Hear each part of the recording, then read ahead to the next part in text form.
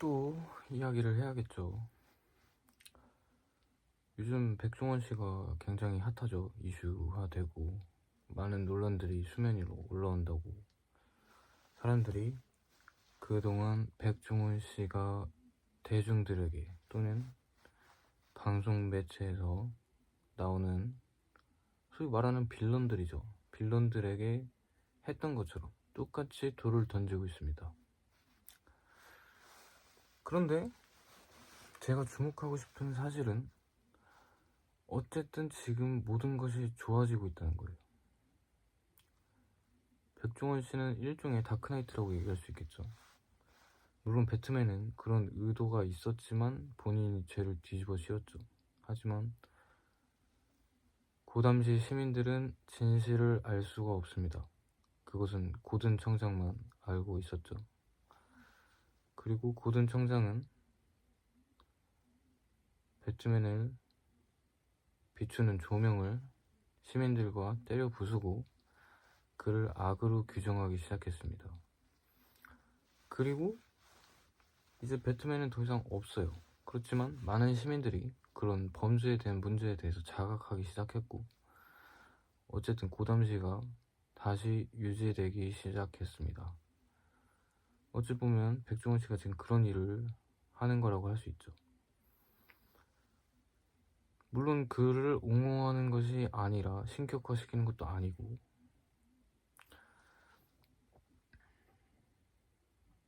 다만 우리가 지금 해야 될 것은 그에게 돌을 던질 자격이 없다는 것입니다. 이 사건을 통해서 우리가 무엇이 문제인가를 점점 직면하고 있고, 앞으로 많은 식품업계 회사들이 백종원 사태를 보고 원산지를 속이는 행위를 더욱더 두려워하겠죠. 그렇습니다. 우리가 가져야 할 생각은 백종원 씨를 비난해도 좋습니다만 다시 한번 생각을 해보자는 겁니다. 진짜 우리가 해야 될 게 무엇인지. 사실 아무 의심 없잖아요. 성분표에 그렇게 써있다고 하면 우리가 그걸 믿는 어떤 관념화가 우리 사회 시스템에 깊게 뿌리 잡혀 있기 때문에 의심을 하지 않습니다. 흔히 말하는 팩트를 봐라.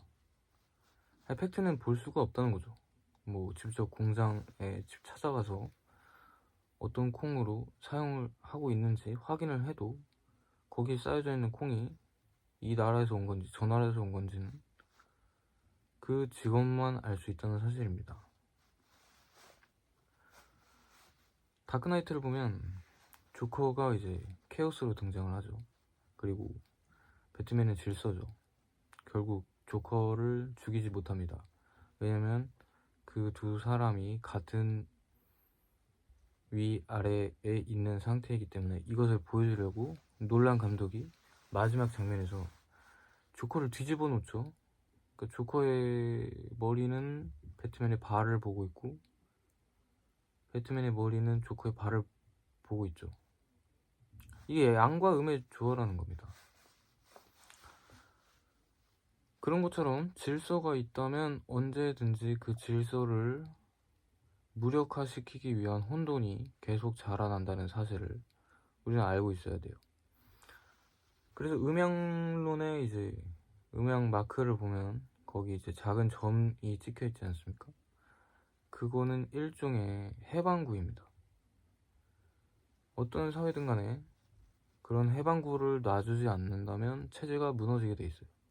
그리고 우리는 그 해방구 그리고 그 작은 틈을 보고 보이지 않는 어떤 바깥의 풍경을 상상하며 실험실에 갇힌 쥐처럼 살아갈 수밖에 없는 입장입니다.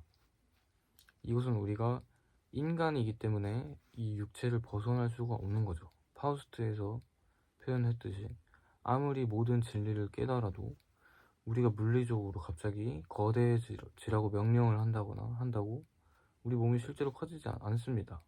어쨌든 우리가 모든 것을 알게 되더라도 이 육체를 벗어날 수 없기 때문에 백종원이 이제 모르겠어요. 기만을 하고 내로남불을 하고. 그렇지만 우리는 이 모든 것을 흡수해야 합니다. 우리가 실제로 그런 사람이 아니었는지에 대해서. 그리고 유독 사람들이 이런 행태에 화를 내는 이유가 뭘까요? 정말 그 사람보다 더 나쁜 많은 사람들이 우리 사회에 많습니다. 하지만 타겟은 지금 오로지 그 사람에게 집중되어 있는데요. 그 이유는 우리가 그 사람을 통해서 우리 내면의 무언가를 발견했기 때문입니다. 우리 마음속에도 다 백종원이 있는 거죠. 실제로도 사회에서 많은 백종원들, 많은 배고픈 소크라테스들을 발견을 할 수가 있습니다. 조언을 하고 훈계를 하고, 나는 듣고 싶지 않은데, 나는 조언이 필요 없는데 굳이 나에게 다가와서 조언을 하는 이런 백종원 같은 사람들이 많습니다. 그런 사람들이 당하고 내면의 백종원을 키우고 다시 또 우리 동생들, 앞으로 자라날 자녀들에게 우리도 백종원의 빙의를 해서 잔소리를 하고 어떤 높은 도덕적 잣대를 들이내미는 거죠. 왜냐면 우리가 못하니까. 정말 내면의 백종이 없는 사람들은 이걸 그냥 단순 해프닝으로 생각하고 말 겁니다. 이렇게까지 분노할 일이 아닌 거죠. 왜냐면 이거에 대해서 아무도 시위를 하지 않기 때문에. 이게 정말로 문제가 되고 부당하다 생각하고 여기에 어떤 이권이 달려 있었으면 이런 거리로 나가서 어떤 시위를 하는 행위가 이루어져야 합니다. 하지만 이 사건에 대해서는 다들 인터넷에서 밈화시키고, 지금 쇼츠를 보시면 굉장히 많은 밈들이 탄생을 하고 있는데, 이런 쇼츠를 생산하는 유튜버들이 기회를 포착한 거죠. 아, 지금 사람들이 원하는 것이 이것이다. 우리를 그걸 또 보고 미친듯이 쫓는 거죠.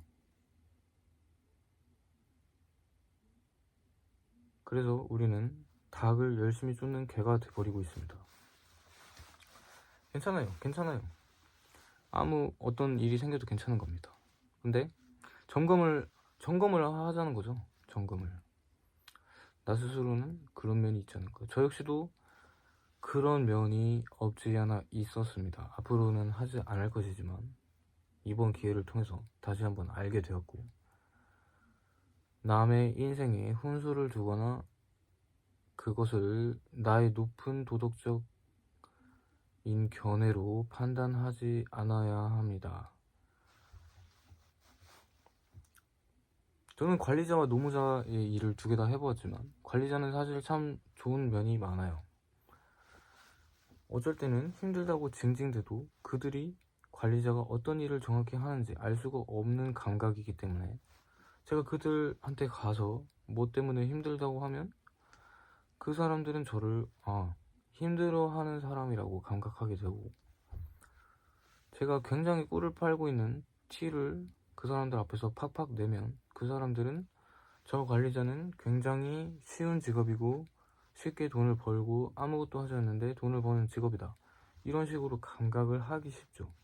하지만 진실은 그 사람이 저의 24시간 밀착 취재를 하지 않는 이상 알 수가 없다는 것입니다. 이처럼 관리자는 그런 백종원의 빙의 될 가능성이 높아요. 하지만 관리자가 정말로 노무자의 일을 직접 일주일만이라도 해본다면 생각이 많이 달라질 것입니다. 왜냐하면 그것은 너무 비참하다고 느끼는 경우가 많거든요. 실례로 이런 마음이 자라나기 시작합니다. 관리자를 하기 시작하면 어디서 노무자가 감히 이런 말도 안 되는 생각을 그 누구를 앉혀놔도 자연스럽게 할 수밖에 없어요.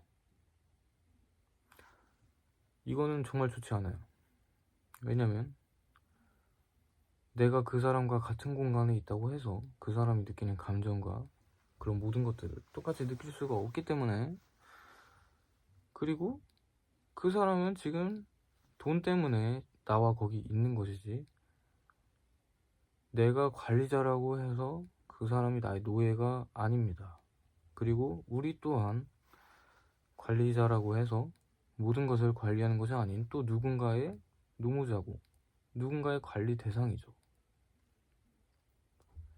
그래서 그 사람 앞에서는 한없이 약해집니다. 또 그 사람, 그 관리 대상으로 바라보는 그 관리자 역시 또 그러겠죠.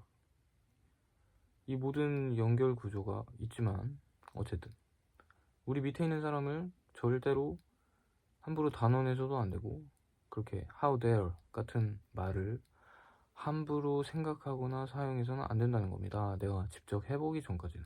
그리고 막상 직접 해본다면 그런 생각이 없어진다는 거죠.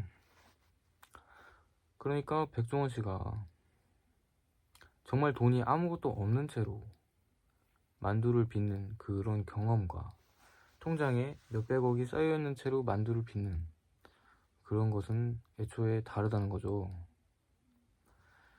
이토록 우리가 정말로 그 경험을 해도 그 사람의 모든 상황과 인생 경험이 같지 않다는 것을 항상 인지하고 함부로 그 울타리를 넘어가선 안 됩니다.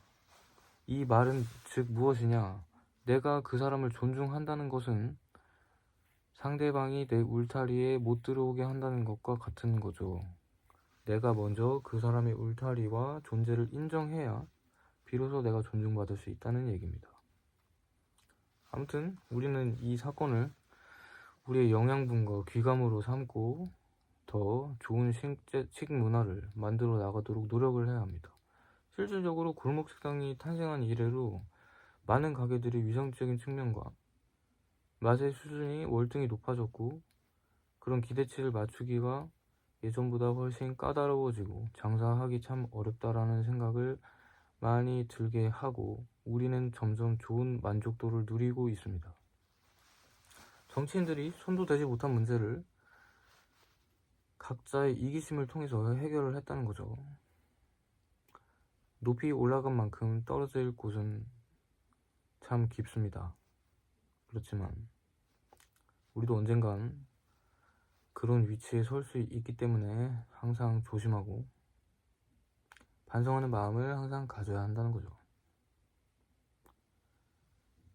지나친 비방에 재미를 많이 느끼시고 그것에 이제 빠져 사시는 분들에게 정말 환해야 할 곳이 거기인지, 아니면 내 현생의 일상의 감각들에 내야 하는 화를 거기에 전이해서 문제를 풀어버리는 것인지, 그래서 정작 해결해야 할 문제를 회피하고 마주하지 않는 것인지에 대해서 또 생각을 해봐야겠죠. 아무튼 그렇습니다.